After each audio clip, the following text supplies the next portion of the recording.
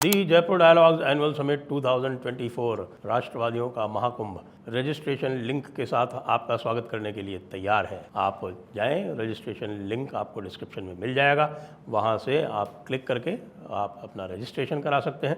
सुधांशु त्रिवेदी जी, इधर आप देख रहे हैं माधवी लता जी और डॉक्टर आनंद रंगनाथन भी होंगे, इसमें विष्णु शंकर जैन भी होंगे। इसके अतिरिक्त कुल 80 से अधिक प्रबुद्ध लेखक, चिंतक, वक्ता, सभी राष्ट्रवादी महानुभाव यहाँ आपको मिलेंगे। आप लोगों से अनुरोध है कि आप कृपया अधिक से अधिक संख्या में इसमें भाग लें, इसको सफल बनावें। नमस्ते। आप सभी से अनुरोध है कि कृपया हमारी चैनल को सब्सक्राइब करें, वीडियो को लाइक करें और शेयर अवश्य करें। एक बड़ी ज़ोरदार चर्चा चल रही है इस समय दिल्ली के लुटियंस जोन में, ये कि भाई कश्मीर के चुनाव डिक्लेयर हो गए हैं, आज उसका नोटिफिकेशन भी हो गया है। लेकिन भारतीय जनता पार्टी ने जिन लोगों को कश्मीर चुनाव का इंचार्ज बनाया है, उनका तो अमित शाह जी से 36 का आंकड़ा रहा है। यानी कि जी किशन रेड्डी और राम माधव, ये दो लोग जो है वो इंचार्ज बनाए गए हैं। राम माधव पूर्व महामंत्री हैं, लेकिन इस समय वो भारतीय जनता पार्टी में नहीं है, उनको रिवर्ट किया जा चुका है राष्ट्रीय स्वयंसेवक संघ में। और रिवर्ट भी क्यों किया गया था, आप समझिए कि उनको रिवर्ट भी इसलिए किया गया था क्योंकि जब वो कश्मीर में सर्वे सर्वा हुआ करते थे महबूबा मुफ्ती के समय, जिन्होंने एजेंडा फॉर अलायंस वाला जो एक जो पैक्ट था वो भी नेगोशिएट किया था मुफ्ती मोहम्मद सईद के साथ में और महबूबा मुफ्ती के साथ में, और उनको जो है एक तरह से बेइज्जत करके कश्मीर से निकाला गया था, उनको पुनः इंचार्ज बना दिया गया है। और लुटियंस जोन में सभी जानते हैं कि भाई कम से कम अमित शाह जी जो थे वो उनसे बहुत अधिक प्रसन्न नहीं थे। अब और अधिक डिटेल्स में जाने की आवश्यकता नहीं है, ये जान लें कि मतलब ये जाना माना तथ्य है कि राम माधव जी और अमित शाह जी में कोई विशेष तारतम्य नहीं था। जहाँ तक जी किशन रेड्डी जी का सवाल है, तो जी किशन रेड्डी जी जो थे एक समय पर उनके जूनियर मिनिस्टर थे अमित शाह जी के, और अमित शाह जी के जूनियर मिनिस्टर होने के बाद फिर उनको होम मिनिस्ट्री से हटा दिया गया था। कुछ लोग कहते हैं कि अमित शाह जी ने हटवाया था, कुछ लोग कहते हैं कि जी किशन रेड्डी जी ने जाके स्वयं प्रधानमंत्री के पैर पकड़ लिए थे, कहते कि साहब यहाँ से मुझको तो निकाल लो कम से कम। अब वहाँ पे नित्यानंद जी तो काफ़ी समय से चल रहे हैं, तो उनका जो है वो ठीक ठाक हिसाब किताब है अमित शाह जी से। लेकिन MHA के डायरेक्ट कंट्रोल में आती है यूनियन टेरिटरीज़। जी हाँ, यूनियन टेरिटरीज जो है वो भारतीय संविधान के अनुसार सीधे MHA के माध्यम से गवर्न होती हैं, मिनिस्ट्री ऑफ होम अफेयर्स। यानी अमित शाह जी जो हैं वो सारी यूनियन टेरिटरीज़ के सर्वे सर्वा एज मिनिस्टर होते हैं। और कश्मीर जो है, जम्मू कश्मीर, वो इस समय एक यूनियन टेरिटरी है और यूनियन टेरिटरी का इलेक्शन है। ये union territory with the legislative assembly है।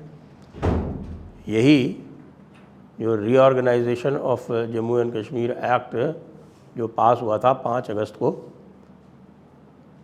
2019 को, उसमें यही प्रावधान है कि जम्मू और कश्मीर जो है वो एक यूटी विद लेजिस्लेटिव असेंबली होगी, और उसमें जो पुलिस का, एडमिनिस्ट्रेशन का, प्रोसिक्यूशन का, इन सब में जो भी इलेक्टेड गवर्नमेंट है वो गड़बड़ी नहीं कर पाए, उसके लिए काफ़ी अधिकार जो हैं वो डायरेक्ट LG को दिए हुए हैं इसमें। और डायरेक्ट LG के साथ साथ यूटी है, तो किसी भी समय पर उनकी जो असेंबली है उसका कोई भी जो निर्णय है वो पलटा जा सकता है LG के माध्यम से या फिर MHA के माध्यम से। ऐसा होते हुए हम ये सोच रहे थे कि भाई जो कोई अमित शाह जी का विश्वस्त होगा उसको ही यहाँ का इंचार्ज बनाया जाएगा, लेकिन ऐसा नहीं हुआ। ऐसा नहीं हुआ। राम माधव जी को RSS में रहते हुए, बिना BJP में वापस लाए हुए पूर्व महामंत्री की हैसियत से इंचार्ज बना दिया गया किशन रेड्डी जी के साथ में। ऐसे सभी लोग अचंभित हैं कि ये क्या हो रहा है। ऐसा क्यों किया गया? क्या अमित शाह जी को कश्मीर के मामलों से दूर करने की योजना है? एक बार पहले भी ऐसा हुआ था। आपको ध्यान हो 370 के बाद जब 370 लागू हो गया था और अमित शाह जी की लोकप्रियता जब चरम पर थी, तब प्रधानमंत्री जी ने बीच में अजीत डोभाल को डाल दिया था। और अजीत डोभाल जी जो थे, फिर जो जम्मू और कश्मीर डिवीज़न है MHA का, उसमें एक्टिवली इंटरफियर करते थे। और आपको यदि ध्यान हो, जो जब दिल्ली दंगे हुए थे तो दिल्ली दंगों में भी और कश्मीर में भी, यानी कश्मीर में भी आपने सड़कों पर देखा होगा अजीत डोभाल जी को, और दिल्ली दंगों में भी आपने अजीत डोभाल जी को सड़कों पर देखा होगा। तो ये जो कार्य हुए थे, इससे ये मैसेज देने का प्रयास किया गया था कि भाई कोई और भी है जो होम मिनिस्ट्री में दखल रखता है। जहाँ तक जम्मू और कश्मीर के चुनावों का प्रश्न है, तो चुनावों में जो स्थिति आ रही है और जो चुनावों में जो हमारे पास जो सूचनाएं हैं, उसके हिसाब से ये चुनाव जो हैं ये भारतीय जनता पार्टी के लिए अच्छे नहीं जा रहे हैं। और संभवतः यह सूचना अब प्रधानमंत्री को भी मिल गई है। संभवतः प्रधानमंत्री को अब यह पता चल चुका है कि जम्मू और कश्मीर के सिलसिले में उनको 5 साल तक जो बहुत अच्छी अच्छी रिपोर्ट्स दी जाती रहीं, उनमें अधिक दम नहीं है। और यदि सही पूछें तो कांग्रेस जो है वो उमर अब्दुल्ला के साथ में मिलकर कमबैक स्टेज करने वाली है जम्मू कश्मीर में, और इससे बड़ा धक्का भारतीय जनता पार्टी की जम्मू और कश्मीर नीति के लिए नहीं हो सकता। क्या यही कारण है कि यहाँ पर राम माधव जी का पुनर्स्थापन हो गया? क्योंकि राम माधव जी के पास और कुछ हो या ना हो, कम से कम कश्मीर की स्थिति का ज्ञान तो उनको रहता ही है। कश्मीर में इतने समय तक उन्होंने संभाला है, तो वहाँ की स्थिति का ज्ञान तो निश्चित रूप से उनको है।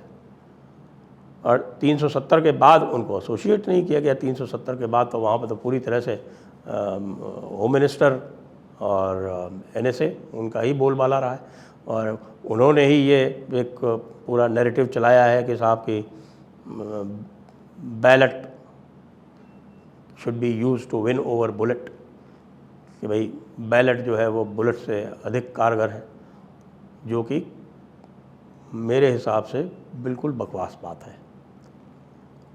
क्योंकि ऐसे स्थान पर जहाँ पर बुलेट का बोलबाला हो, वहाँ कोई भी अपने स्वतंत्र रूप से वोट देने की सोच नहीं सकता। और इस समय जो बुलेट का बोलबाला जो है वो जम्मू क्षेत्र में है, न कि कश्मीर क्षेत्र में। कश्मीर क्षेत्र में तो इस समय उमर अब्दुल्ला जैसे लोगों का बोलबाला है। और ये पक्की बात है कि जो 90 सीटें हैं, 90 सीटों में से 43 सीटें जम्मू क्षेत्र में हैं और 47 सीटें हैं कश्मीर क्षेत्र में। तो ये पहले यहाँ पर हुआ करती थी टोटल 83 सीटें, 7 सीटें बढ़ी हैं, और उन 83 सीटों में से 36 सीट संभवतः मेरे ख्याल से 36 या 37 सीट जो थी वो होती थी जम्मू में, और 8-9 सीटें ज़्यादा होती थी यहाँ पे आपके कश्मीर में, कश्मीर वैली में। अब 43-47 से भी बहुत अंतर पड़ने वाला नहीं है, क्योंकि 43-47 में से 9 सीटें तो ST के लिए रिज़र्व हो गई हैं, जिनमें से 5 सीटें जम्मू क्षेत्र में हैं और 4 सीटें रिज़र्व हुई हैं कश्मीर क्षेत्र में, और उसके अतिरिक्त 7 सीटें जो हैं वो शेड्यूल कास्ट के लिए रिज़र्व हो गई, जो सारी की सारी जो है वो जम्मू क्षेत्र में। जम्मू क्षेत्र में जो स्थिति है और जिस प्रकार से लोगों में गुस्सा है इस समय भारतीय जनता पार्टी के प्रति, और गुस्सा इसलिए भी है क्योंकि राम माधव के समय तक तो ये था कि लोग बाग जो वहाँ हुआ करते थे उनसे वार्तालाप हो जाया करता था। जो जैसे उदाहरण दूँ आपको, कश्मीरी पंडितों का ग्रुप, तो कश्मीरी पंडितों के ग्रुप से कोई ये कहें कि एक संवाद वाली मीटिंग जो है वो तब से नहीं हुई है जब से अमित शाह जी गृह मंत्री बने। राम माधव के समय में ये हो जाया करती थी। तो अब क्या कारण है कि भाई वहाँ राम माधव को लाया गया है इसीलिए कि संवाद को पुनर्स्थापित करना है कि क्या प्रधानमंत्री जी को ये समाचार मिल गया है कि भाई वहाँ पर जो है वो संवादहीनता है। जो वहाँ के मंत्री हैं यानी कि जितेंद्र सिंह जी जो हैं वो इस बार देखिए कितना उनका वोट जो है वो कम हो गया। वो उधमपुर कंस्टिट्यूंसी से लड़ते हैं। उधमपुर कंस्टिट्यूंसी इस समय पूरी तरह से आतंकवाद के साए में है और उनकी लोकप्रियता पहले ही कम हो गई थी। लाल सिंह जैसे ने उनको अच्छी टक्कर दी। पिछली बार से उनकी जो गैप था वोटों का वो आधा हो गया और 10 वर्ष से ऊपर हो गए। जो वहाँ का लोकल डोगरा है और जो वहाँ के लोकल हिंदू हैं जम्मू के और जो कश्मीरी पंडित हैं उनको कोई आउटलेट ही नहीं मिल रहा। तो ये एक बड़ा डेवलपमेंट है और इस बड़े डेवलपमेंट के मेरा इंटरप्रिटेशन तो जो है वो मैंने आपको बता दिया। आप लोग क्या सोचते हैं? आप लोग भी बहुत विद्वान व्यक्ति हैं, विशेषकर जो लोग जम्मू कश्मीर से आते हैं उनसे मैं अनुरोध करूंगा कि कृपया अपनी टिप्पणी में हमें बताएं कि ये जो मैं देख रहा हूं क्या आप भी वही देख रहे हैं? क्योंकि राम माधव को वापस लाया जाना ये छोटा डेवलपमेंट नहीं है मेरे विचार से। जय हिंद, जय भारत, वंदे मातरम।